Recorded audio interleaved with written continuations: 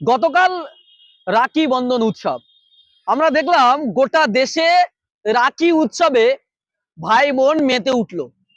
কিন্তু তার মধ্যে পশ্চিম বাংলার জঙ্গিপুরে আমরা একটা অবাক করা চিত্র দেখলাম।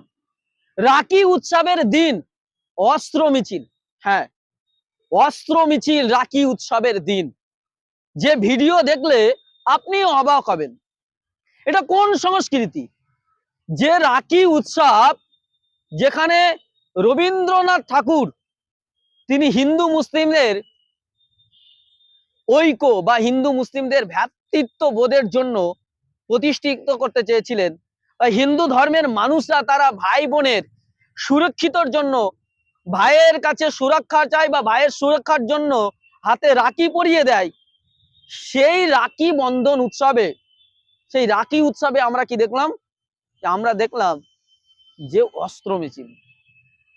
তাও এই পশ্চিম বাংলায়, যে পশ্চিম বাংলার সবচেয়ে সম্প্রীতির বড় পীঠস্থান বলা হয়, যে পশ্চিমবঙ্গে বলা হয় যে সবচেয়ে বেশি শান্তির জায়গা, যেখানে সাম্প্রদায়িক হানাহানি নেই, যেখানে বিজেপির মতো সাম্প্রদায়িক সরকারও নেই, সেই পশ্চিম বাংলায় রাখি বন্ধনের মতো একটা সম্প্রীতির উৎসবে, রাখি উৎসবের মতো একটি ভ্রাতৃত্ববোধের উৎসবে, রাখি বন্ধনের মতো একটি ভাই বোনের সুসম্পর্ক গড়ে তোলার একটা উৎসবে অস্ত্র মিছিল। প্রশাসন আবার পারমিশনও দিল, বাধা দিল না। অবাধ লীলায় তারা অস্ত্র নিয়ে তারা ঘুরে বেড়াচ্ছে, মিছিল করছে, কোনো প্রশ্নই নেই, প্রশাসনের কোনো বাধা নেই।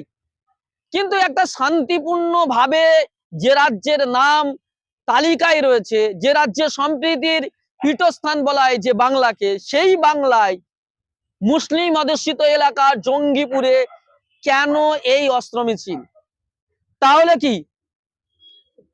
কি একটা সম্প্রদায়কে আতঙ্ক করা বা ভয় দেখানোর একটা গোপন ষড়যন্ত্র?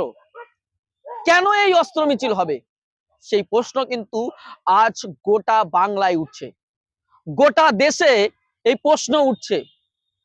এবং এইটা দেখিয়ে কি একটা সাম্প্রদায়িক হানাহানি করার চেষ্টা হচ্ছে, এ নিয়েও কিন্তু প্রশ্ন উঠছে। এই যে অস্ত্র মিছিল রাখি বন্ধন উৎসবে, আমরা তো এর আগে দেখিনি, এই কেন প্রথমবার? এবং প্রশাসনকে এই বিষয়ে সজাগ থাকতে হবে। প্রশাসনের বিরুদ্ধে প্রশ্ন উঠছে, প্রশাসনের বিরুদ্ধে কিন্তু এই প্রশ্ন বিভিন্ন স্তরে উঠছে, প্রশ্ন আমরাও তুলছি।